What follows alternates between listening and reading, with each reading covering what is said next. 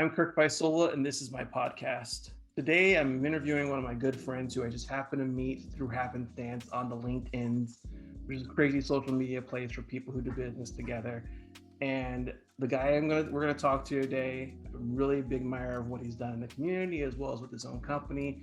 We're gonna talk about that a little bit. We're also gonna talk about the entire life he grew up doing his own thing and learning how to handle and navigate the world through his own experiences and his culture. So without further ado, please help me welcome Mr. Jeremy Smith. Jeremy, what's up, man? Hey, good afternoon. Beautiful day today. I don't know what it's like where you are, but it's about 78 here over in the East Bay. Yeah, man. Well, you're in San Ramon, right? San Ramon, beautiful, Yeah. ugly San Ramon, where I'm here. It's all corporate. Oh my God, man. I'm in San Leandro, and the way I look at it is every day is a beautiful day. But I was in San Ramon for a little bit, and I actually was working at Chevron. So Chevron's the headquarters for San Ramon. Yeah, people listening who may not know that. And it was so interesting to always see the protest out there. And yes, on occasion, whatever it would be, there's always a protest. And then right across the street, you have Whole Foods and Target, and you have Toyota, who's also in San Ramon. Who else is there you can think of? UPS, AT&T, GE has a multimedia division here. So the best part of living in San Ramon is because we have a very strong corporate base here, the power almost never goes out. That's true. It almost never goes out. My brother lives up in Danville, which is one town over. The power goes out all the time. That's hilarious, man. Yeah, Danville, God, that's even worse. It's very white, very white. Oh my God, super white. It's like the Stepford child of the East Bay. Just everything's perfect and everything's all pristine. And I remember when the riots were happening there. Oh yeah. They hired carpenters to board up their places. It wasn't like someone just putting up some plywood. It was like these reinforced, beautiful looking pieces of art that are basically barricades for people not to get in, reinforced with this wood going up at an angle to make sure it's as strong as it could be. And it's just, that's Daniel for you. That's they're always worried about if you get into, like when I wore my Obama shirts when I was working volunteering for the Obama campaign in 2006, I would get spit on and booed by people in Danville when I'm just having lunch, and I'm just like, hey, can you wait till I get done with my lunch before you start cursing at me or something? Can you at least allow me to continue with my lunch? And you can call me whatever you want when I'm done with that, because I'm wearing an Obama shirt. And you still get looks in Danville. It's my brother lives there and loves it because he's up in the hills, and it's always when you're listening, it's really interesting. You go to lunch in places because you always hear people talking, and especially when you get the older crowd, you really hear some conversations like, God, I thought that went away when my uncle died. That you have to hear those stories again. So yep. Well, especially when you're lighter skinned too, because those conversations, they know better than bring those conversations when there's dark people around. When there's people who think that, because they think that everybody who looks like them is like them, and that's not the case, and it's never been the case. And people like you who were raised in a way to be outspoken and to stand up for people who don't have a chance to stand up for themselves. And it shows in the way you speak out on LinkedIn. It shows in our conversations we have on the side. It's so cool, and that's why I had you on here, because I really admire your tenacity and voice in regards to standing up for what is right. Now, thank you.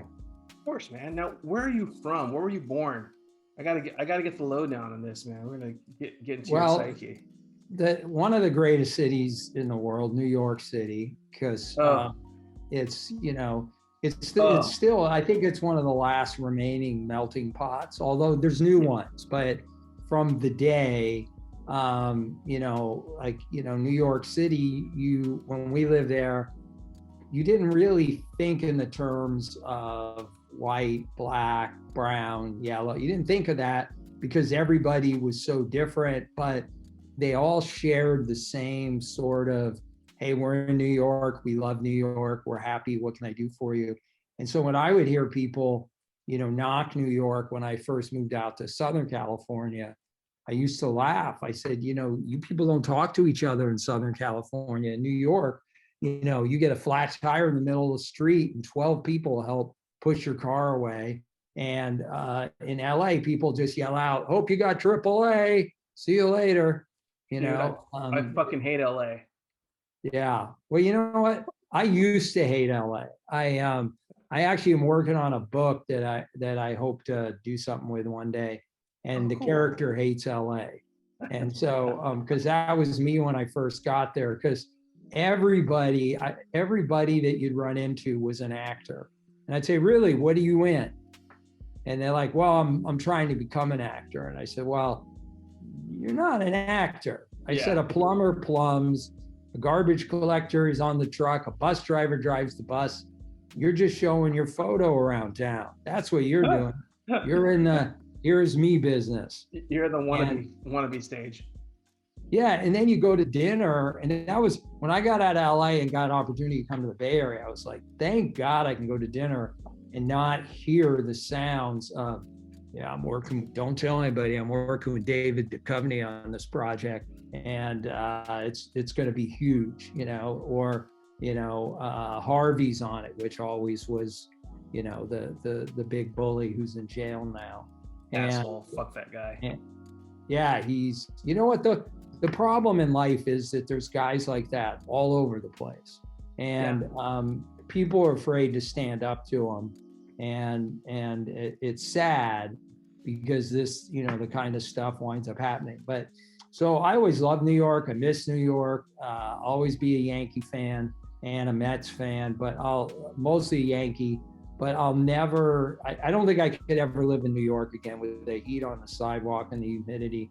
When you go to that stupid fancy food show in the summer, why anyone would hold a trade show in July and June? It's like thunderstorm, sweat city, and they probably get a discount for holding it in July because no one else holds a convention then. So, but you know what? It's a great city. The food's fabulous. The people are great. The culture is incredible. The plays are unbelievable.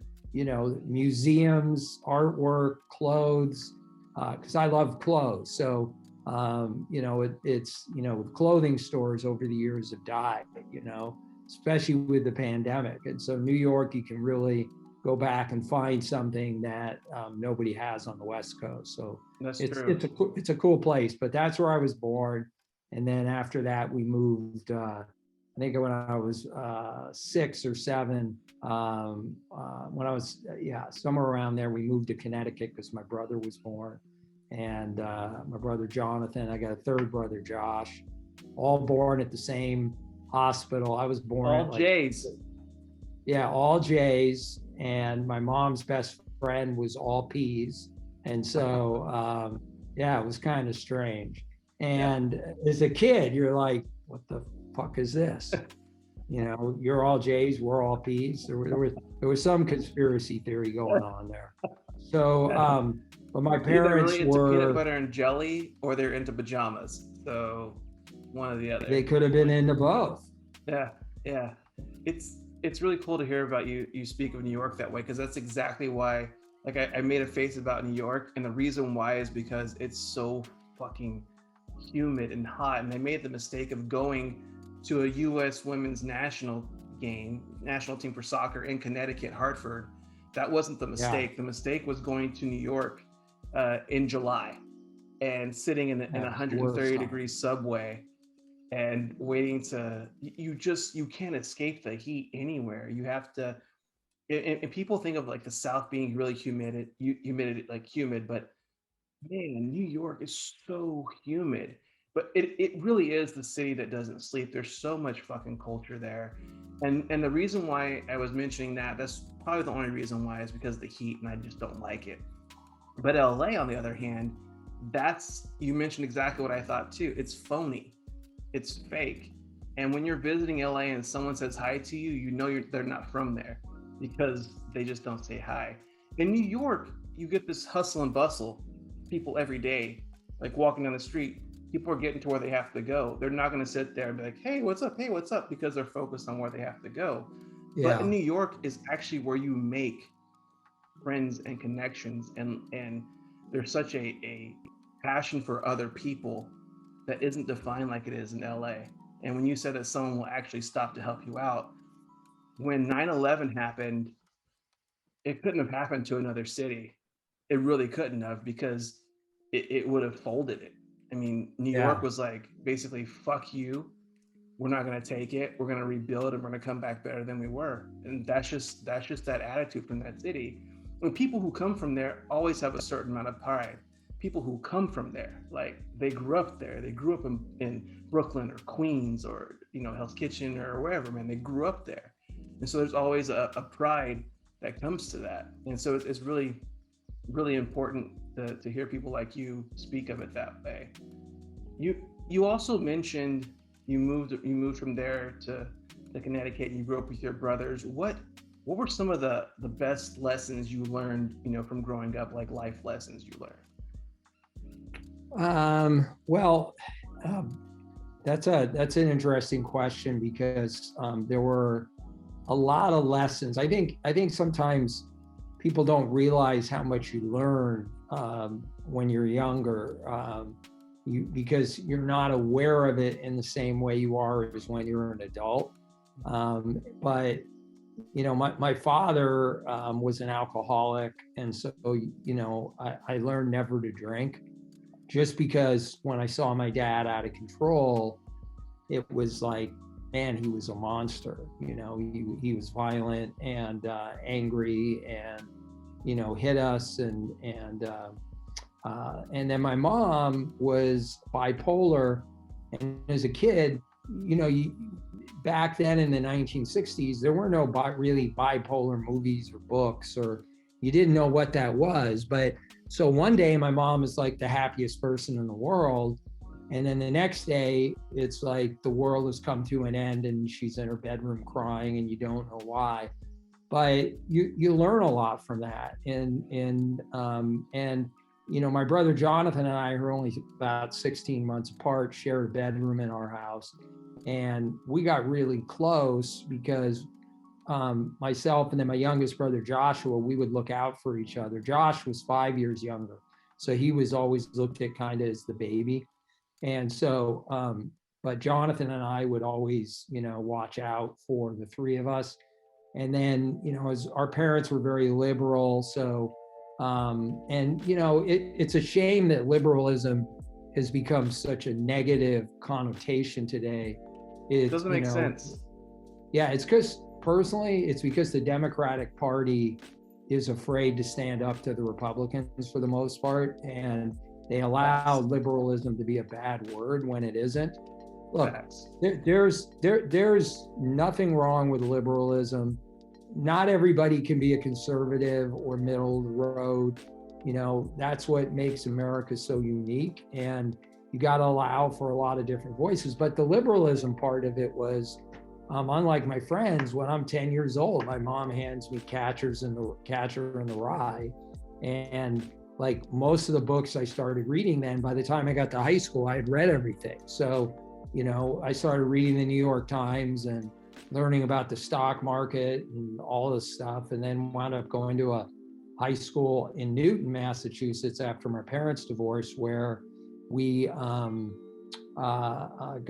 classes, we had a class in communism, so you're not afraid of communism. You understand it, and it's not everyone's cup of tea, but it's not as bad as some people think it is. And some communism in itself isn't necessarily a bad thing. It's what people do with it. Just like Donald Trump proved, you can live in a democracy, but it doesn't have to behave like a democracy when you have someone as evil and as narcissistic as him. Right, it becomes fascism. Yeah. So, we learned about that stuff.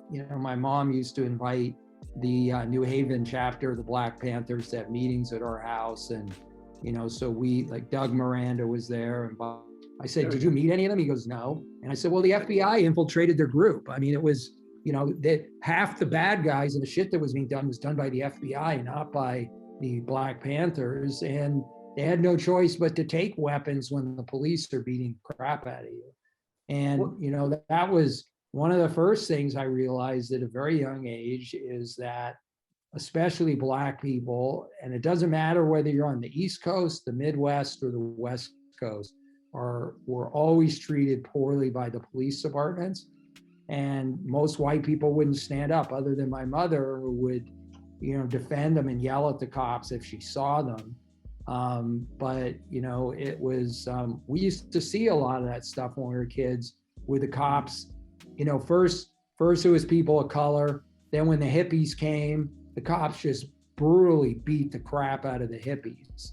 And it didn't matter what color your skin was. If you had long hair and smoked pot, the cops thought you were a communist or a criminal. And they, you know, they were given a license to kill, a badge to kill. And so I've always been weary of the police since I was a kid. And that's something I always grew up with, not because necessarily they did horrible things to me, although I had a few incidents, but I just kind of felt like they were no different than the mafia, except the mafia ate better. And you know, you go back and you look at what's happened today. You know, there's just another case in New York where a whole bunch of people that didn't have good attorneys and didn't have the money to really fight their cases, another detective was found guilty of using snitches to frame people. And so you think about all the people that are incarcerated, that the cops, and especially the detectives, because sometimes the police department, the police officers get a lot of the blame when it's the detectives who go and actually do a lot of the framing. Like if you watch the show on Showtime, City on the Hill, it's a good example of how corrupt police departments and especially detectives can get. So, you know, so the whole system is screwed up. And that's why, you know, where we are today is because if you don't fix something that's broken, it continues to evolve. If you don't change the culture that exists, it continues to evolve. And so, you know, it goes back to that whole mentality where Trump talks about, well, you know, in the old days, we used to just smack people on the head with a billy club and we'd give them $20 and call it a day. That shit still goes on. Yeah, it's just different now. You know, let's go back to something you said earlier. A couple things. One, I tried the kombucha mermaid drink you told me about. Rowdy? Yeah, Rowdy. It's Rowdy good. Mermaid. Yeah, it's good. I had the strawberry hibiscus. Oh, so, that's delicious. Yeah, man. And I'm not a big kombucha fan just because it really is harsh, but this is a lot lighter. Yeah. A slight fermentation to it, but it's good. And you explained to me you don't drink, and now I know why. And it's really sad to hear about your father being. My father was an alcoholic too, but he was never abusive. It was mainly just like to drink. So he was never abusive. But hearing about your mom, and this also goes to mental health. Yeah. And how hard it is to get help today. I can't imagine 50 years ago, 60 years ago, what she must have been going through and not knowing why. Because it sounds like if she's still here, she was genuinely a good person. She was on the right side of things, being a liberal and having, which is fucking cool. Like you cut out for about 15 seconds, but having the Black Panthers be at your home, like what the fuck, dude? That's insane. I would have never have thought like, hey, Jeremy, tell me about your craziest experience with a political party back from your childhood, because that probably would have come up. And your mother raised you in a way to be quote unquote liberal, and that's a term that to me not political. I believe it to be more human, and to actually think about others around you by being a liberal person and understanding different points of view and understanding that we all don't have to be the same. So when hippies come to town and when Black people are around, you don't view them as different from a standpoint of being less than. You respect and understand their culture to make them more of a human being than a different Well, sect of people. thank you. Here's the way I look at it. If I was brought to the United States of America, or whatever the country, it doesn't even matter whether it's the United States, against my own will, and then I was forced to be a slave, and then the system that is supposed to be so great for everyone, especially abuses people of color, I might be a little pissed off 400 years later when it's still going on. Yeah. And they pretend it's not going on. Right, because the first thing that some people will say is, well, we have these programs in place that help you get into college, and they're so unfair. And one of the things that I got a real lesson in was in junior high school. We lived in Newton, outside of Boston, and we had busing, and these black kids would come in, and you'd see, you're in class with them, and you realize they're getting a very different education than we are. They're smarter than us about common sense, but they're not getting the same education that we're getting book-wise. They don't have the same quality of teachers. Not that they don't have good teachers, but they don't have as many. They don't have as much access to a giant library like we have, things like that. And they were missing that. And a lot of the kids had to really catch up. And that's sad because it's still going on and it's gotten worse. And, going off kind of on the subject, but the same thing, like when people on LinkedIn were really bashing LeBron James, Trump supporters for him, I just kept thinking about all the schools he's built in Cleveland with the money and how he's helping take care of people. And I'm like, it's really easy for somebody to make a comment about somebody when they don't know them and they make a lot of assumptions. And, this guy's done a lot of really good things and there's a lot of really good people. But you know what? Instead of building a new aircraft carrier, what about building a whole bunch of new schools? Yeah. Or offering healthcare, universal healthcare for everybody. Back to the system. I was just talking to my mom. We do a weekly talk. We do on Clubhouse. Yeah. And it's great. I've been recording them and I'm going to be posting them soon, but cool. I said to her, because she sent me the video of Ron, the gentleman that got pulled over, the lieutenant. Yeah. And I said, fuck the police. And I said, it's not individual officers because I don't know all the officers. There might be some good ones, there might be some bad ones, but fuck that system that was designed to initially capture escaped slaves. That was the idea behind, the police system. Like, we're gonna go out and we're gonna capture all the escaped slaves. And it's only, as you said, evolved into something that's a little bit more subdued, but also still incredibly racist. And you think about it like, all right, well, they're doing everything that they can, but it's still super racist the way that the system perpetrates, the way that certain crimes, when they're committed, are much less heavily favored because it's probably being committed by more people of color than it would be by white people. The way that everything happens in this country is seriously fucked up from that standpoint. And not being able to see it, or seeing it and not acknowledging it, are both or it's worse. If you see something and don't acknowledge that it's happening because you don't think it's happening, it's fucked up. So that's kind of my take on it. I'm done of having to I'm trying to think the best way to say this, to cater to how people should perceive me. You already have an idea of how you should quote unquote perceive me because of who I am and what you think I am, but you really don't know me.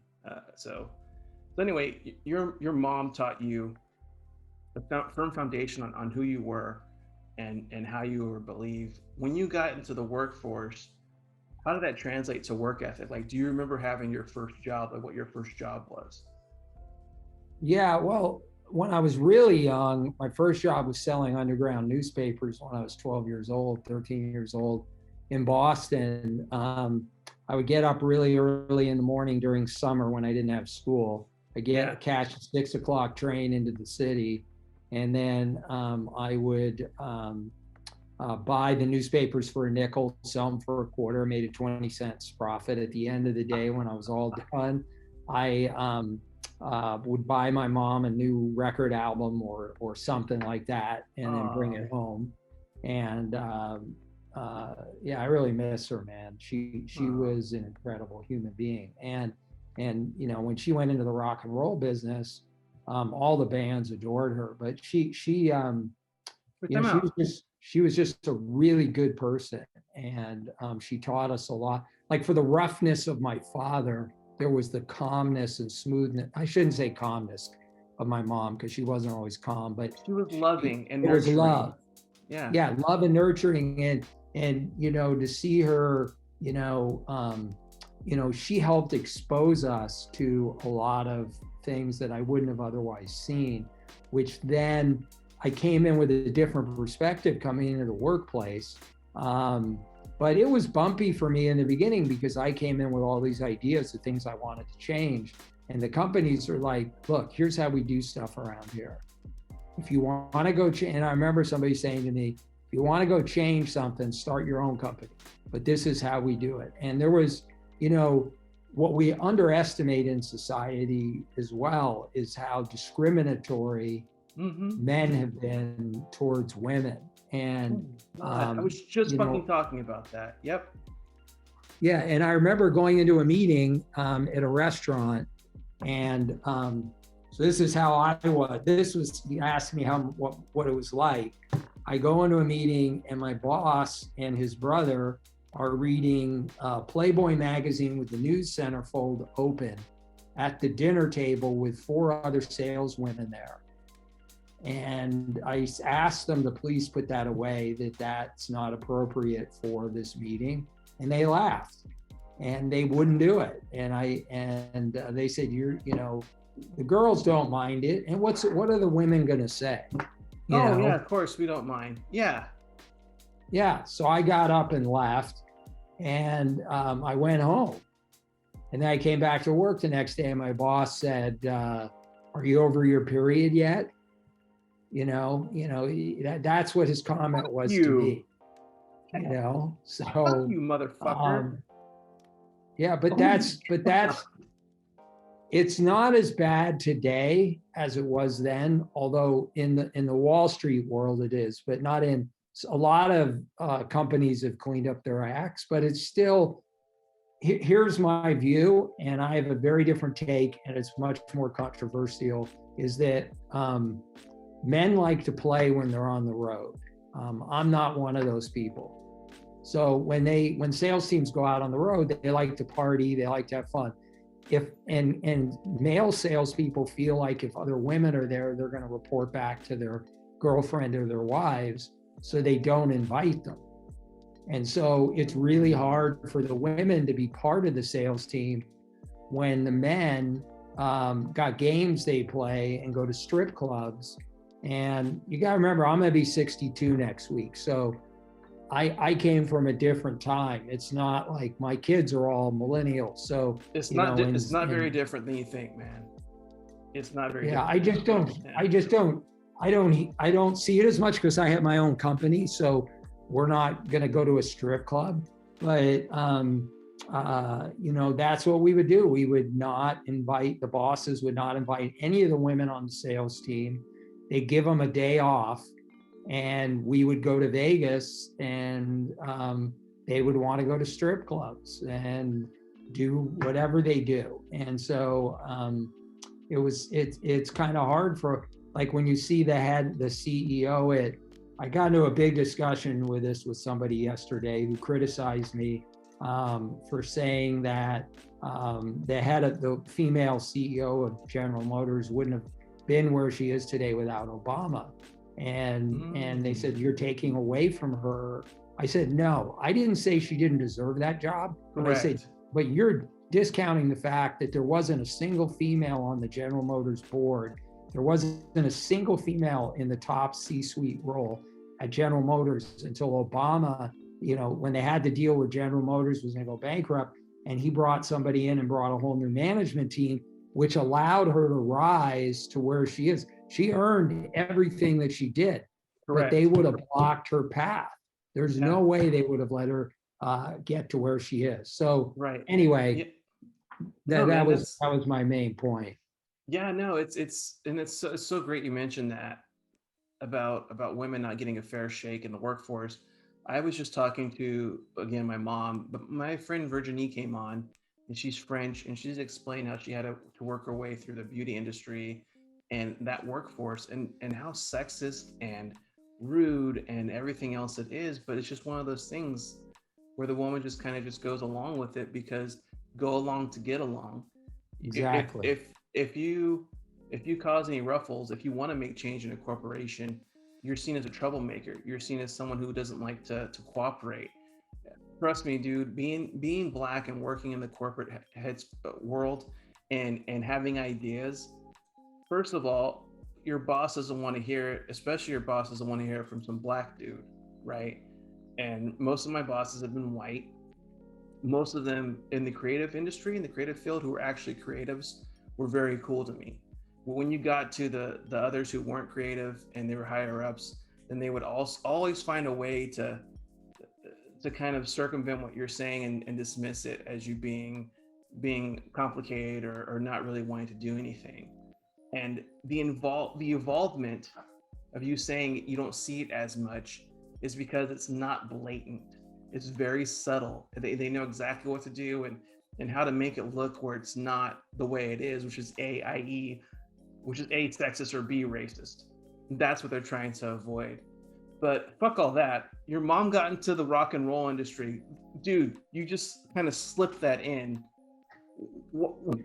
I know you didn't think I was paying attention, but I was, and I made a note and I circled it. She was in the rock and roll business. Yeah. What's up with that, man? Yeah, she was the only female concert promoter in LA from 1975 through 1979 when she passed away. And wow. she was the first one. And she, there's this story I always tell about one night, because my brother and I ran the concession stands, and that was a whole other Jonathan. Oh, your older brother. Jonathan. Okay. Yeah, the one who we started. A lot of times when I have a really bad habit of talking about my brother, and I'm almost always talking about Jonathan and not Joshua. Well, you guys are practically Irish twins, so that makes sense, man. Exactly. Yeah. So so we ran the concession stands, and then we hired all our friends, which was a big mistake, to work inside the stadium, because they didn't want to listen to us. They just want to do whatever they want to do, which is the problem when you hire your friends. So, but it was a lot of fun. But anyway, one night we were there till about 2 a.m. We usually were there until the roadies left, and we had to drive trucks and pick up all the trash in the neighborhood, because the concert hall was in Burbank. It was the Starlight Amphitheater in Burbank. And one night I go into the office, I knock on the door, it's about 1:40 a.m, and my mom is talking to this Black guy, and I'm like, and he's bald, and I'm like, God, I wonder who he is. So I didn't want to interrupt, because they were engaged in a big conversation. And then next morning, woke up, and my mom was up around noon or something, and we're talking, and I said, who is the Black guy you were with last night? I've never seen him around. She says, that's Bob Marley. He's dying from cancer. And he wears a wig now when he's on stage because of the treatments he's getting. And so my mom was dying from cancer at the same time. So they spoke for like 3.5 hours about their lives and what was going on. And God, to be a fucking fly on the wall in there. I know. I wish I had come in. I said, you could have introduced me to him. And it was such a night. That was the reason I always remember that night, is because Bob Marley was on tour. What was his? Wailers. Yeah, Bob Marley and the Wailers was on tour. the Rolling Stones were on tour, and they were sometimes they'd show up at Bob Marley's events because they were friends. They were really good friends with him. And Peter Tosh was playing with the Stones that night, the next day. And so at the Starlight Amphitheater backstage was Jimmy Page and Peter Tosh and Mick Jagger. And so I that's why it was a memorable night, because I got to meet those guys. But I didn't get to spend a lot of time with Bob Marley because he showed up at the show a little bit late because he was not feeling great. So still put on a great show, of course. But so yeah, my mom was just like, you could not stop her from doing anything. And that's kind of where I got my tenacity, is that, I'd see her, there wasn't anything she couldn't do. And people just adored her. They loved her energy and being around her. So she was able to really crack ceilings, and she was strong, and she would stand up to people that were, sexist, like some of the managers, and she'd throw them out of her office. Yep. It goes back to how you were raised, though. Yeah. You were raised to be a champion for those who didn't have a voice. You were raised to stand up for the little guy. And it's very interesting to me because I knew who you were, and we talked and we met through things, and I met through your company Launchpad and on LinkedIn. But after I get to talk to him, I'm like, oh, this dude's fucking legit. He's like a G. He gets people. Then I come to find out you're also Jewish, and I didn't know that. And I'm like, oh, that's awesome. And my wife's Jewish, and it also kind of plays into the idea of your people were marginalized as well. Your people were killed by the millions, and there's always, I would like to think that there's always some type of brethren from other people who've been oppressed, and we should stick together, with the idea of Asian hate and transphobia and women not being treated well. How can I, as a Black person in this country or anywhere, not help others stand up, but then expect for them to stand up for me? I can't do that. I can't in good conscience make myself better than them just because we're not the same people.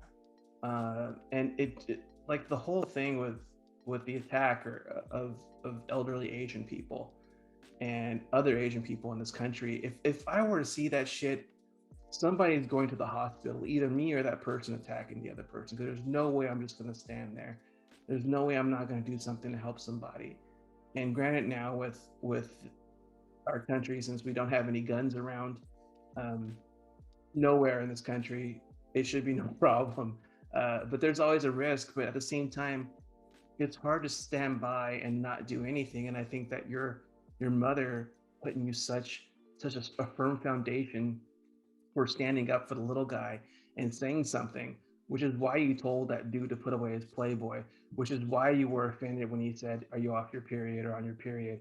Which is why you've continually shown on LinkedIn support for those who don't have a voice and support for those who've been marginalized. And it really makes me proud to call you my friend. And one of the biggest reasons I had you on this podcast is because I seriously admire your work ethic, your tenacity that you got for your mom, but also you're pretty humble in regards to that too. And I've been fired 6 times for standing up. So, you have, the hard part is, sometimes you have to put it on the line. And if you, and that's one of the reasons, I know we'll get to this eventually, is why I started Launchpad, is so that I could put it on the line and clients could fire me for my position. And I'm okay with that. But for people that, if I work for somebody and I speak out, I can be fired. But I can't, as I've gotten older and time is shorter, like my grandson is Black, and I'm petrified as he gets older that, he's going to have to go through the same bullshit that every black parent has to go through with teaching him, you know, be careful when you're out in a car. You know, if you get pulled over, don't do this, don't do that. You know, how great can a country truly be if you have to issue a warning to a certain segment of your population, and basically what they're telling you is you ain't safe. Yeah, that's what they're saying. They're saying the cops are going to kill you. Maybe you're expendable. It's a terrible, terrible thing to live with. Dude, I can't tell you how much of this conversation is echoing literally what I just talked to my mom about an hour ago. Wow. She yesterday posted something which brought up the fuck the police thing of, she said, I worry about my sons, my grandsons, and my great grandsons and my nephews because I'm worried about them getting stopped. Because you just saw a lieutenant get pulled over in a gas station who served his country for 11 years. Terrible. You saw Dwayne Wright, you know what I mean, like be killed because he had air freshener in his car. You see all these instances of where a black person was just being black, and no matter, and that gentleman who got pulled over, the Lieutenant Karan, he handled that situation so calm and professionally. He's like, can you please tell me what's going on? And they're just yelling at him, get out of the car. Yeah. Like, why are they being so aggressive to him? He's just asking questions in a calm manner, which is when you have to talk as black people, you're not talking about sex. You're talking about how to handle yourself when you get pulled over by a cop. What to say, what to do. Yes, sir. No, ma'am. It's part of the manual of being black in this country is having the talk. And one of the biggest things that my parents taught me was to be proud of who I am and to speak up and to be heard. But at the same time, this will sound shitty, to know your place when it comes to certain parts like that. When it comes to places where you don't have a voice. When you get pulled over by a cop, a bunch of cops, at that moment, you don't have a voice. You just need to tell them what they need to hear. You need to go along with what they have to say. Yes, sir. No, sir. And one of the biggest ways that they taught us to do that was through language, how to speak to people and how to do that. And when I see him ask calmly, yes, sir, what's going on? And they're still just like berating this dude, pepper spraying him, throwing him on the ground. And it's just, what the fuck's going on, man? Like, how do they not learn from the Derek Chauvin case? How do they not learn from all these people being up in arms about the fact that you're abusing people of color in this country at alarming rates, and you just still don't give a fuck? And it's so infuriating and upsetting, and it just makes me so mad that you're willing to treat me like a fucking dog because of the color of my skin. And that's all you see. You don't see me as a person. You don't see me as having a different culture. You just see me as being a stereotypical version of a threat that you have perceived in your fucking peon microscopic brain. And that just drives me crazy.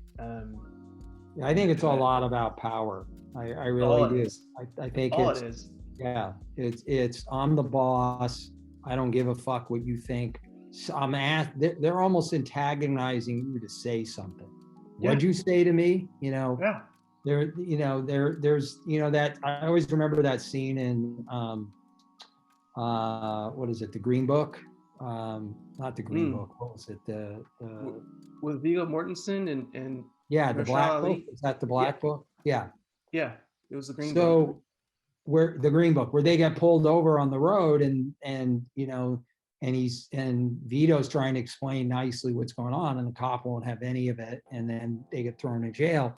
And today, even with cameras, because these cops know 90% of the time they're not going to get convicted. Now, if you look at the Grant situation with the BART police in Oakland, this is the same case that just happened again, where the person grabbed their taser. First of all, why are you grabbing for anything? You've got 3 or 4 police officers there and one guy. You tell me if you can't control that guy with the amount of force you already have there physically. Yeah. You got a car, where can he go? From one side to the other side. And, but it's the same sort of thing where that cop grabbed a gun instead of his taser or his whatever it was, and shot and killed Oscar Grant. And, you know, and then the punishment never really fits the crime. Yeah. You know, it never does. So, and the other thing too, that really calls back to that is putting George Floyd on trial as opposed to Derek Chauvin. What kind of person was George Floyd? They'll make him out to be a saint. Like, I don't fucking care. I don't care if he was, you know, snorting cocaine with a heroin needle in his arm while dealing meth to children. He didn't deserve to be murdered. And if he was, nobody deserves to be murdered by people who are supposed to be protecting you nonetheless. I mean, you don't murder people, but if you're a cop, that should be the furthest fucking thing you do as a law enforcement. The law doesn't say to kill. You're not fucking Judge Dredd. It doesn't say just to kill people randomly. You are supposed to uphold the law, not enforce it, not enforce your own idea of it, which would be to punish people and to hurt them and maim them. And just the tough guy talk, like, you're gonna ride the lightning boy, get the fuck out of the car. I said, get out of the car now. Like, what are you being so upset for? There's literally no threat happening, but you've already gone to this weird Neanderthal headspace of where now everything is a threat because they look different and they're not a cop. It's just, and he gets out in uniform. That's how you treat the men who served. It makes you think about the World War II vets coming home, the Tuskegee Airmen coming home and being treated like fucking shit and being told to take off their uniforms after they fought to keep the country free and to instill the rights for the people who are in turn treating them like shit. I just don't get it, man. Let's real quick before I forget. You also, through your active voice, you said you worked for Obama, and you said you also, I know last time too, you helped get Biden on the campaign. What drives you to go that avenue and to be more active in the political realm? Again, it goes back to my mother, in just that you can sit home and complain, or you can go out and do something about trying to make change. And she also taught me, you know, change is always slow if it's big change, and you have to be patient. But most people that are in power know you're not gonna stay. That most people quit because the system's designed to defeat you. And she said, so if you're gonna take on an issue, you have to be prepared to see it through. And if you're not prepared to see it through, then don't lie to yourself about it. But I guess, I got to the point, the Obama campaign, which I could do a whole segment on, because my experience both in the East Bay and the Bay Area, I had no idea how racist it was. And then going to Reno, Nevada, and seeing it again there, and then seeing the homeless people, it was an experience for which I'll never forget. But with Biden, I just honestly believe that we were at a tipping point where we were either going to become a fascist government, and the democracy would be over with if Trump won again. And I know a lot of people wanted that to happen, but so I also like Joe Biden and believe that he has the potential to make some big changes, but I am not buying into the big change thing, not because I don't believe that Joe Biden couldn't do it. It's just that it would be like, if you look at Obama and going back in the fights and the battles to get, health insurance, you would think people were forcing vaccines onto them or something like that. We're just trying to get you health care. No, the government shouldn't pay for it, but the congressmen get free health care. So I don't get it. But so with Biden, first of all, I liked him. And you have to, I know a lot of politicians, Congressman Swalwell, Oh, who's, Eric, yeah. yeah, he's a great guy. He means well, he wants to do well, he's got a big heart. I like people like that. And Joe Biden's always been kind of a throwback guy. And I want younger people to come up. I like AOAC. I think she's got great ideas. I don't agree with all of them, but Bernie had a ton of great ideas. But what Bernie didn't understand was it's like you can't drink a whole milkshake, man. You gotta take some of it slowly and then go on to the next one and go on to the next one.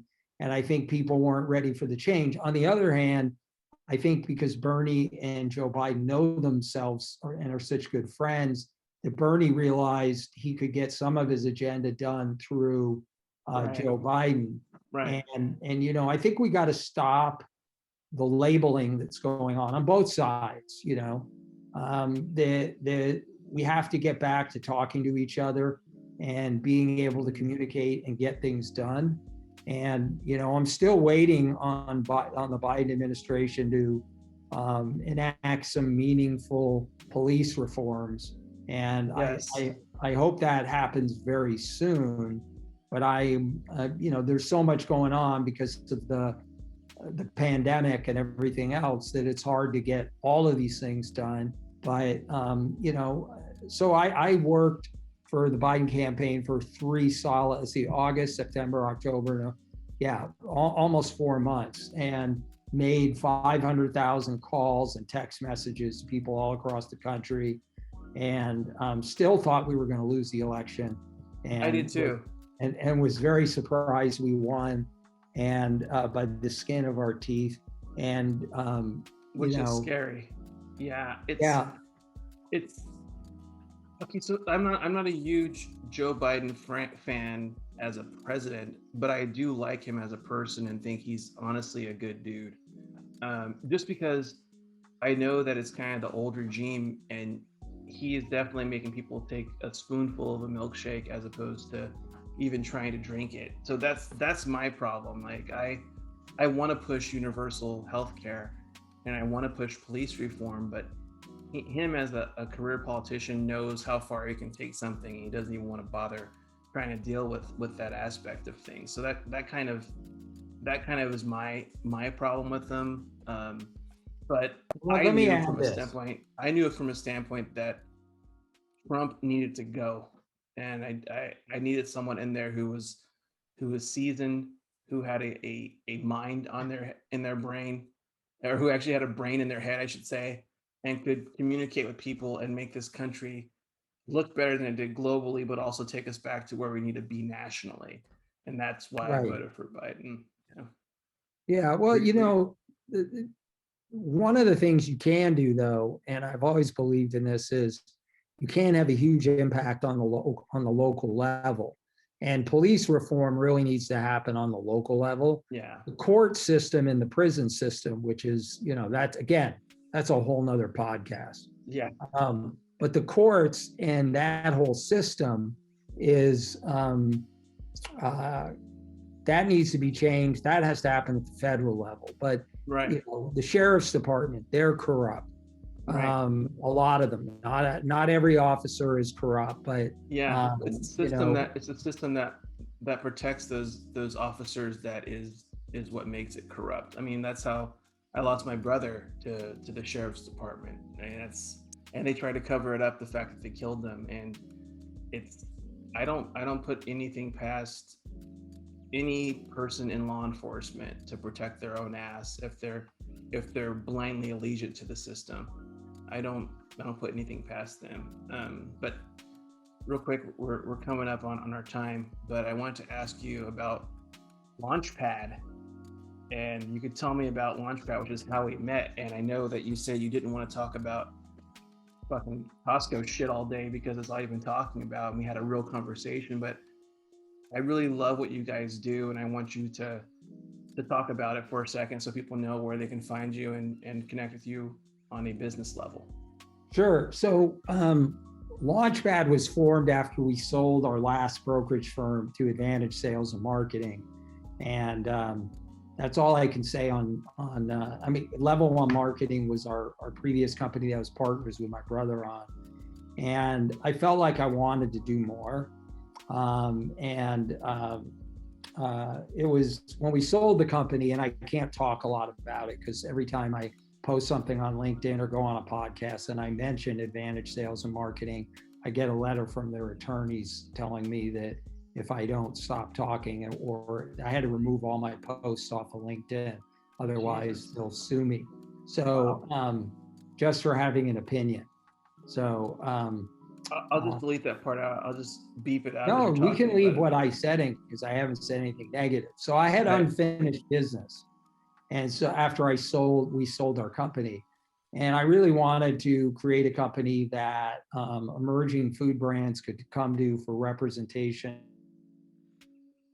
for Costco that met their needs, meaning, yes, we could do the normal brokerage work that needs to be done, but if you needed help with design and branding, we could do all of that through outside groups like yours, and Market Brand, who we also work with. And then we have some VC partners and small investors that sometimes make investments. And I like to keep that separate so that if somebody, because I think great creative comes from outside, not from within, most of the time. And so there are brokerage firms that have design firms inside of them, but they do shitty work because they're not the best at creative. And I want the best that are creative working with me. So, and that's, how I started out my career, was working in the design and graphic arts world and in LA and in the typography business. And so I wanted to bring all those things, everything that I had learned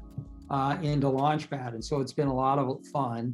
We're working with several really cool brands and I enjoy it. But one thing that's different is that I no longer, since it's just me as the owner, I can say, you know what, if your product is bad for the earth, I don't want to help create wealth for you.